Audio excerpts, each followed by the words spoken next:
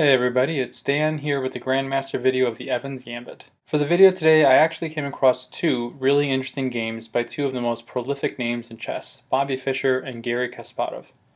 The Kasparov game is perhaps slightly more significant, as it is often credited with prompting a revival in popularity of the Evans Gambit when it was played in 1995. It's also one of the many times Kasparov sparred with Viswanathan Anand before Anand really made him a name for himself. However, the Fischer game was just too appealing to ignore.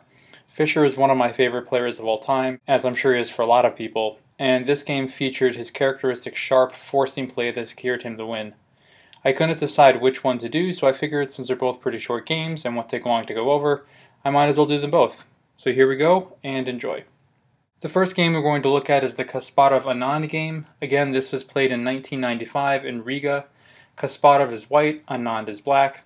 We get into the Evans Gambit here, and more specifically, we get into the bishop to e7 line. After d4 from white, as I discussed in the last video, knight to a5 is more common, picking off the light square bishop, and that's what Anand goes for. Kasparov here plays a really interesting move though, and instead of the book knight captures on e5 and the loss of the bishop, instead he, in this position, decides to save the bishop by pulling it back to e2. Now the knight is on the edge of the board and looks a little silly, and black will need to expend a move to get it back into active play. Now for black, e captures d is the best move. Trying to develop the knight to f6 loses the pawn with an attack on the knight, and if the knight captures on e4, then we have a fork. So again, after in this position here, we have the pawn capturing on d4. The queen recaptures with a very active position. We have knight f6, pawn push, knight c6, and the queen runs to the king side. The knight moves to d5 with a discovered attack on the queen, but the queen just falls back to g3, and from here she's putting a lot of pressure on the king side. Just about the only way to stop the queen from crashing through on g7 is pushing the pawn, as castling here runs into bishop to h6. But now in this position here, that the king side is a little weaker, more specifically the dark squares, white will use that to keep the king stuck in the center, and we'll see exactly how that works in a minute. But first things first, here white castles, getting his own king out of the center. And although black can castle here, it's actually better not to, because if he does, white is going to bring a lot of pressure to bear on black's position, starting with rook to d1. The knight here retreats, and then you have a4 threatening to trap the knight. Knight to a5 stops the pawn advance, and now you have bishop to h6. The rook is pushed to e8, and now comes the pawn's push, and black's position is clearly inferior. The knights are on or near the edge of the board, black's queen side is doing nothing, and the king side defense is very shaky. So that's why if we go back to this position right here, it's actually not a good idea to castle. Instead, Anand plays knight to b6. We have c4 from Kasparov, and here castling still leads to a strong position for white, as after bishop to h6 and the rook moves, the knight can develop, black can push d6, but rook on a to d1 is getting all of white's pieces mobilized, and similar to the previous position, black has a lifeless queen side and a shaky king side. So instead, again backing up here, after the pawn pushes to c4, black pushes d6. In response, white puts the d-pawn in a pin. Black now tries to mobilize the knight located farthest from the center by playing it to d7, but that allows bishop to h6, and now the king is stuck out in the center. Black here needs to grab the pawn on e5, but needs to be careful how he does it. Taking d captures e allows for bishop to g7, and after the rook moves, we have some exchanges on e5. Bishop to d6 puts the knight in a pin, but f4 breaks it. The queen moves to f6 to get out of the line of fire from the rook, which can lead to some nasty tactics. White mobilizes the knight. We have the exchanges on e5, and after the knight captures, white can jump into d5, and this is just a great position. The queen is tethered to defending the knight on e5, but is currently under attack. White has a knight in the center and good piece activity, and perhaps most importantly, a safe king, whereas black has none of this. So to back up here to this position right here, taking the pawn with the pawn is not the way to go. Instead, black elects to take with the knight. Now with bishop to g7, the knight can give itself up with check, and now it's not so clear that black is facing much difficulty. So instead, in this position of bishop to g7, we have the knight capturing on e5. The knight recaptures, the knight to c3, mobilizing the last of the minor pieces for white. Here, black pushes pawn to f6, and then we have c5 from white. Black goes to attack that pesky bishop. Instead of saving the bishop, though, white simply plays the in-between move, c captures d. Now, if black captures, d captures c, wins the queen. So, in this position here, cd is forced, and now white plays queen to e3, pinning black's bishop and defending his own. Black goes ahead with liquidating the dark square bishop, and white recaptures. Anand tries to chase the queen away, but now she hits a check, and the king moves to f7.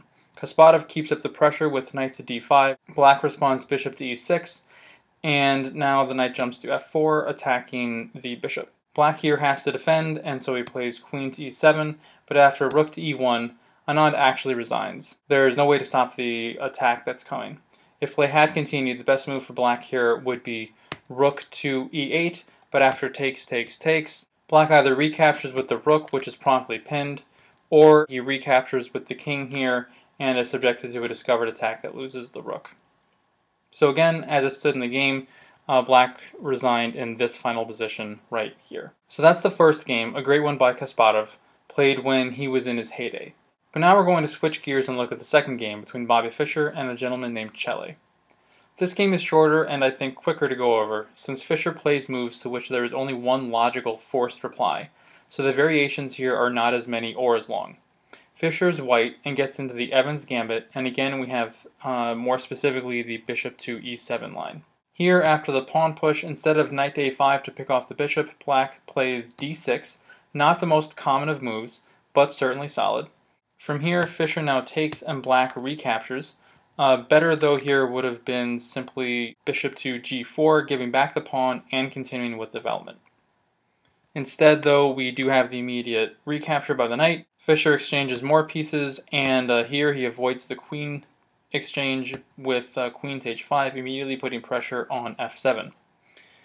g6 to defend, and now queen captures e5, and that's something that's really common whenever Fischer plays a gambit. He always finds a way to get the material back relatively quickly, and that's what he's done here. Now material is equal. Knight to f6 is played, and then we have bishop to a3. Here black plays rook to f8, unpinning the knight, and Fischer castles. Knight plays to g4, and the queen falls back to g3. The bishops are exchanged, and queen to e7 threatens the knight. Instead of reacting immediately, though, Fischer hits a check, and when black blocks, if you'd like, pause and see if you can find white's next move. It's knight to c4. Fischer is ready to sack the bishop, since if it's taken, the knight lands a check on d6, and after the king moves, the rook is activated. And just look at this position. If you're playing black here against Fischer and you're not scared, then you're just not paying attention. Black did, however, see this, and so he declined the sack after this move here, and instead he played his queen to e6. Fischer still activates the rook, and now black takes the bishop. Instead of moving the knight, though, Fischer instead threatens a mate in 1. Black responds with the bishop moving to d7, and now the knight hits the check. Black only has one response, king d7, and now comes a really beautiful shot from Fischer. If you'd like, pause the video and see if you can find the move he plays. The move here in this position is knight to f7 check.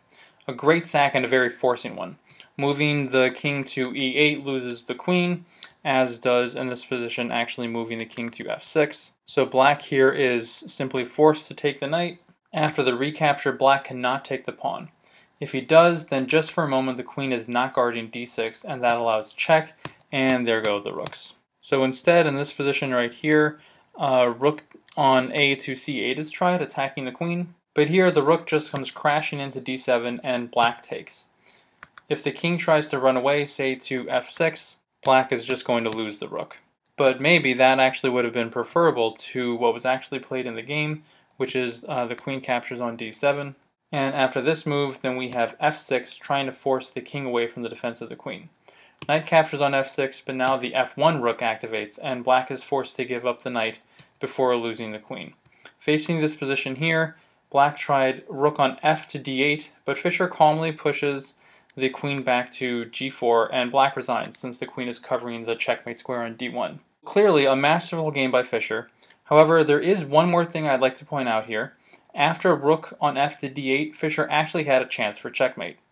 It's a mate in 4, and if you'd like, pause the video and see if you can figure it out. It starts queen d7 check, The best way to put up resistance the longest is king to g6. Then you have rook to g4 check, king f5, rook g5 check, king f4, and finally queen d5 checkmate. Now, I'm not sure why Fischer didn't go for checkmate here. I think it's highly unlikely that he didn't see it, but I really don't know. If anyone has their thoughts to share on that, I would definitely like to see them in the comments. Again, as it was in this game, after the queen pulled back to g4, black resigned. So those are the Grandmaster games for the Evans Gambit. The two best players the world has ever seen demonstrated that even today the Gambit can be used to great effect. I hope you enjoyed the video. Questions and comments are welcome, and ratings are appreciated. Thanks for watching.